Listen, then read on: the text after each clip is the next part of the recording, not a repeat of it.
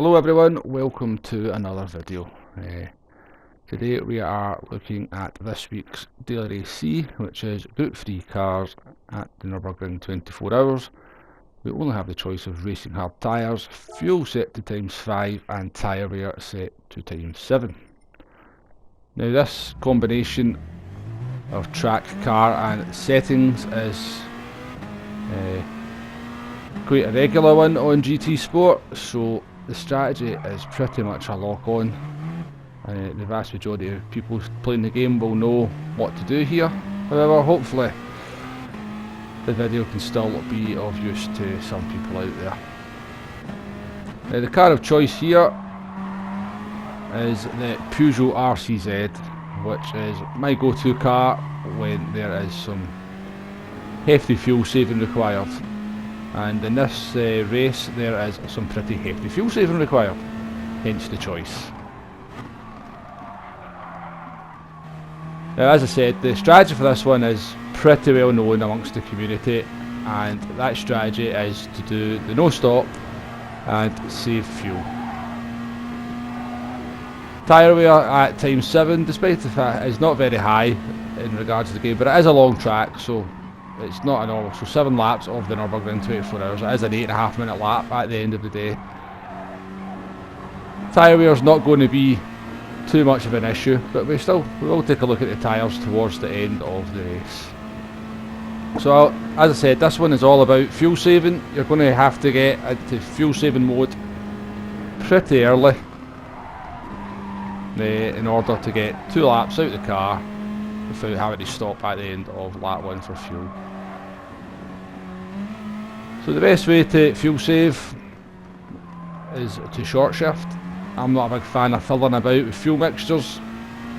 I think it can just lead to, well, I just find it goes wrong when I do that. So I like to just leave it on fuel mixture 1 and get my fuel saving done with some short shifting. So the Peugeot RCZ, as I said, it's my go-to car for fuel saving. I find just changing gear at about 75–80%, it can save fuel for days. As we come to the end of lap 1, you can see that despite having to run, cut our own way through the track without a slipstream or anything, we have done a good job of getting the fuel saved, and with a lap to go, as we cross the line there, we are on a perfect 50% and 1 lap's worth of fuel left. So as I said, just by changing gear at 75–80% in this car is enough to save the fuel without too much of an issue. Obviously that's going to be different for different cars. Cars have their own unique features, and the best way to save fuel in them can vary from car to car, varies from driving style to driving style, and a car's capability of saving fuel can change from track to track as well. So we have jumped forward to the end of the second lap. We are just running this in a practice lobby, so we are. Obviously this would be us coming towards the end of the race, round the long right-hander and onto the blast down towards the finish line. Now, as we said, we'll take another wee look at the tyres. See the tyre wear there. Nothing to worry about. A little bit of red showing has come to the end of the race, and you maybe feel the tyres giving you a little bit more trouble just in the second half of the second lap. But the big concern here is fuel. Tyres will just have to look after themselves for this one, I'm afraid. As I said, fuel is a concern for this one. As we come towards the finish line, just a few hundred metres to go, we've actually saved just a little bit too much fuel. In all honesty, we're going to finish this race with 2% of fuel left. So yeah, the no stop really is the only competitive way to do this race. I have tried 1 stopping. It works out about 3 to 4 seconds slower, but that's in clean air. Obviously if you were doing the race for real when you're 1 stopping, then traffic becomes an issue, and we all know how difficult it is to overtake on an Nurburgring, even when you've got a huge speed advantage. However, should you want to do the one stop, let's take a look at the pit stop anyway. So into the pits we come.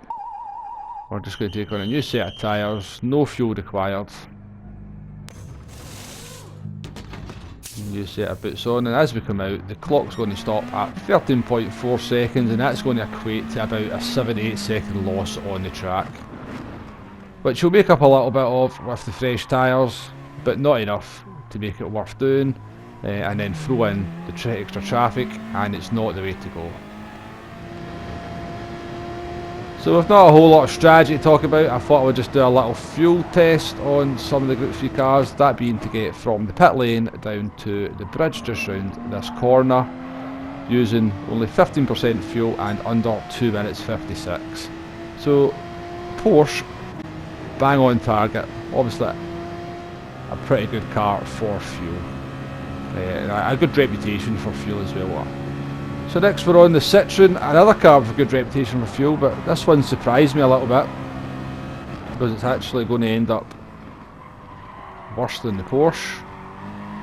I think I maybe drove that one too quickly because it's actually about a second and a half quicker than the Porsche to get to that point. So I think if you were to just slow it down a little bit, the Citroen would be bang on the targets that we set. Next up we have the Meta car, the AMG Mercedes. Here comes the finish line, is the bridge, and it finishes on 84% and under the 256 target, so the AMG will manage it no problem. And this one might surprise a few people. Ford GT, terrible reputation for fuel, as in being terrible at saving it. However, it's done a pretty good job here, and it actually gets to the target bridge on target. So just by changing gear at 50% on the fuel, the rev counter, the Ford GT can save enough fuel to get to the end of the race. Next up we have the Lexus, the 2017 version. Again, gets there under 256 and has only used the required fuel, the target fuel. And finally we have the car we use in the video. And you can see by the numbers it's actually going to get there at 86% and with nearly 2 laps of fuel still remaining. Okay, hopefully this video has been helpful.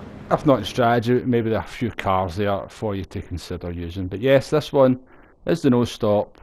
Don't worry about your tyres, get your fuel saved. I'm going to end the video there. Thank you very much for watching, and I shall see you on the next one. Goodbye.